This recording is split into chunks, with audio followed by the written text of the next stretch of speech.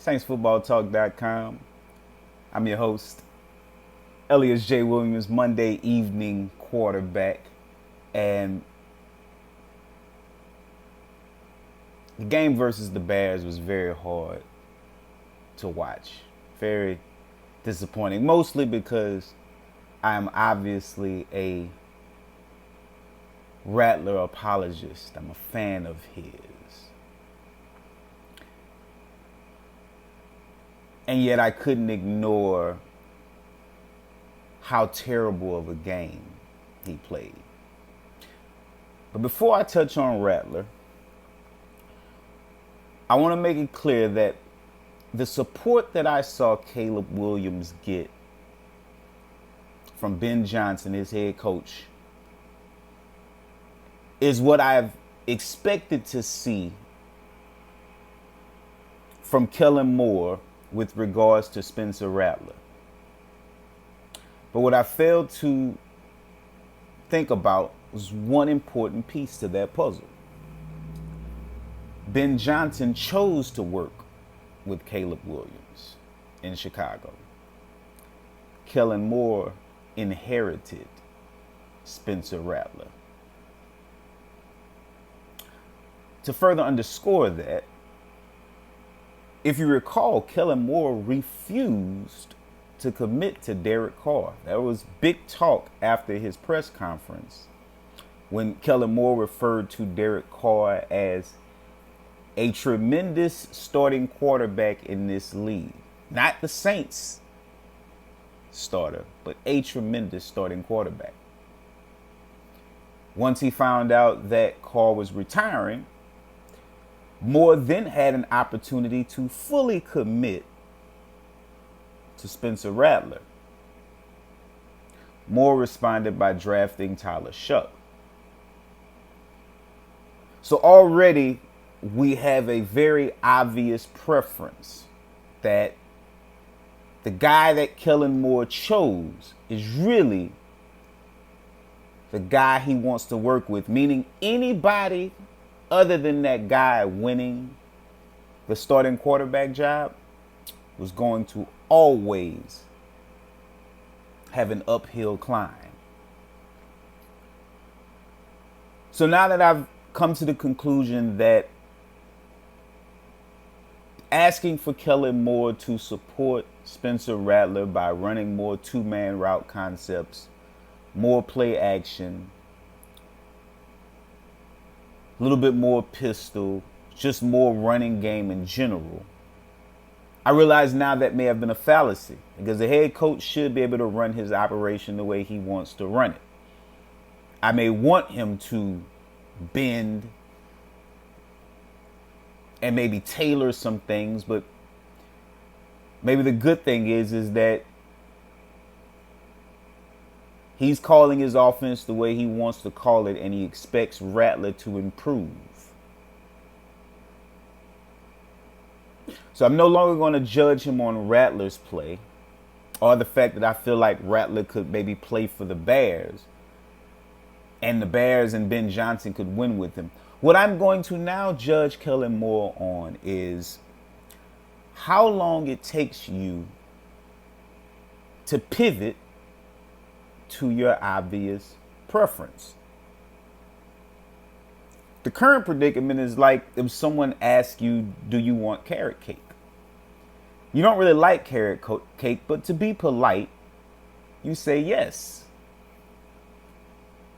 But then they watch you eat the carrot cake and you can't hide that you don't like it on your facial expressions. The way that Kellen Moore calls games tells you that Rattler isn't his preferred quarterback. And he has a preferred way he wants to run things.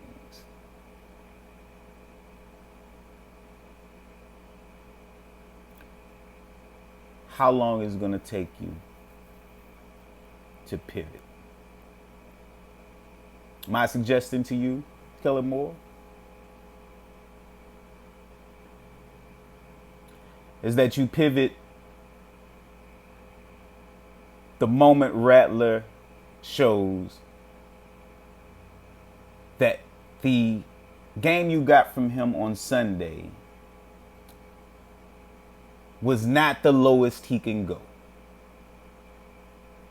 I.e., if he comes into this game and has 2 early turnovers, you got to bench him. Rattler has played in 14 games. Where I was once an apologist of the fact that maybe the offense wasn't helping him to score points, I now realize that across 2 coordinators, 7 games between 2 coordinators, Rattler has only scored more than 21 points twice. So what looked like an issue specifically with the coach or the play calling to me has now become apparent that this issue has followed Rattler no matter who's calling the plays.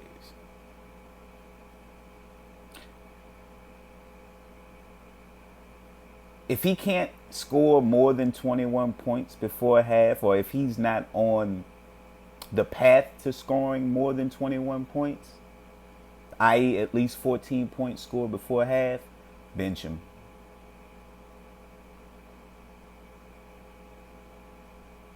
If he can't beat the Bucs, bench him. Considering that this will be his 3rd game facing them. Twice as a rookie, which I must admit, his first game, they wore his ass out. But his second game, despite a depleted offense, Rattler had answers. He improved from that game to the next game in his ability to read the blitz that Todd Bowles sent, among other things. He didn't get the win, but there was improvement. But if you can't win 1 of 3 games,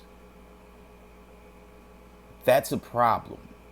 Because you know this opponent and you know what they like to do. Anything less than a win here for Rattler, in my opinion, should result in him getting benched for Shough. Now, my thoughts on Rattler, young man. I am, again, one of your biggest apologists and your biggest supporters. I do believe that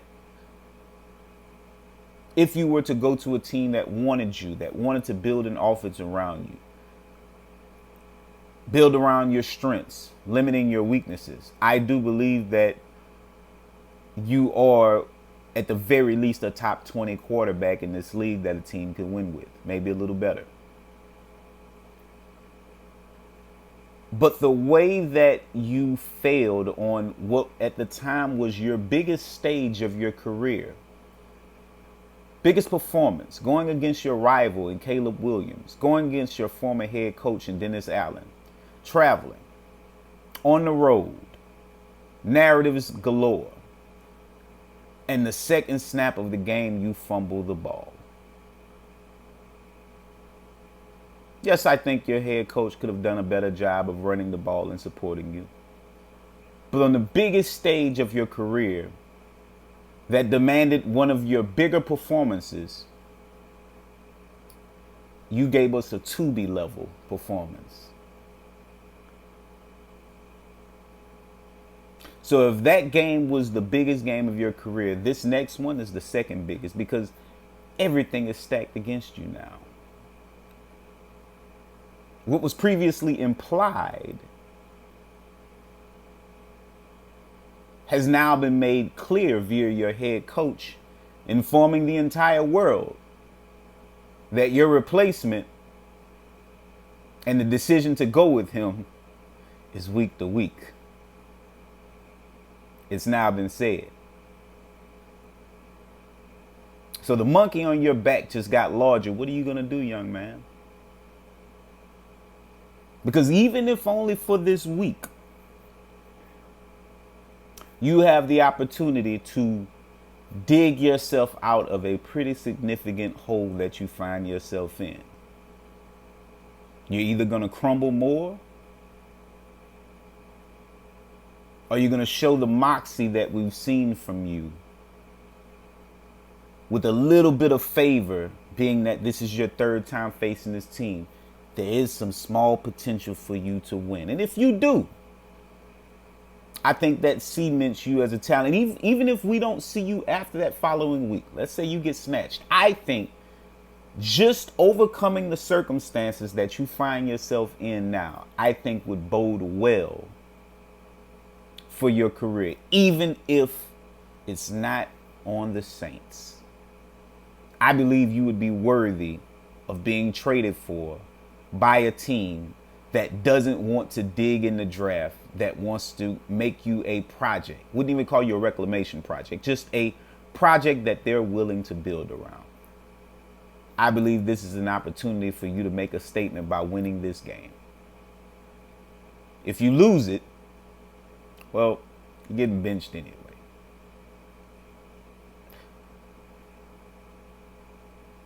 Hopefully, you can overcome or not allow things to snowball.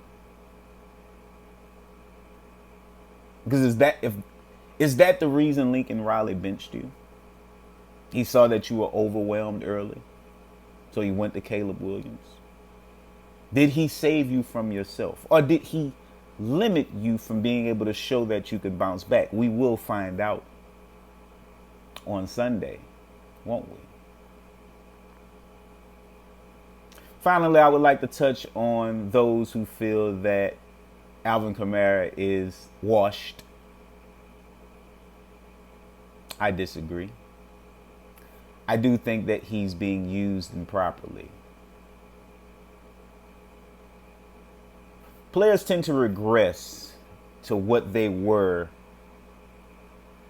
when they came into the league as rookies, before they became more well-rounded as a player. For instance, if a guy comes in as a pure pass rusher, grows into a better run defender in his prime, on the back end of his career, the first thing that's going to go is his ability to defend against the run. What he'll revert back to is a situational pass rusher. The same thing can be applied for Alvin Kamara here. His first year in the league, he was only run out of the shotgun, so he's mostly a third down runner. He only saw 14 snaps as a pass blocker. He saw almost 20% of his snaps come from the slot, and another 18% come from out wide. Alvin Kamara got 8+ touchdowns that year, if I'm not mistaken. Wasn't his best year,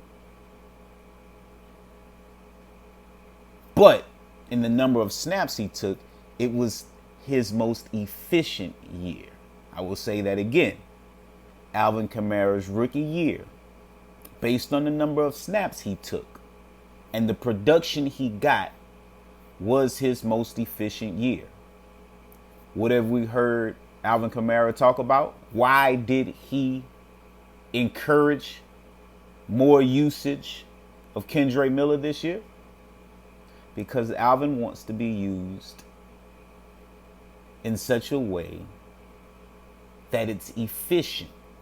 He's no longer a 350 touch a year guy.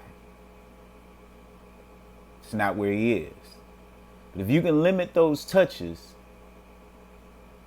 and use him as a playmaker and not the straw that stirs the drink,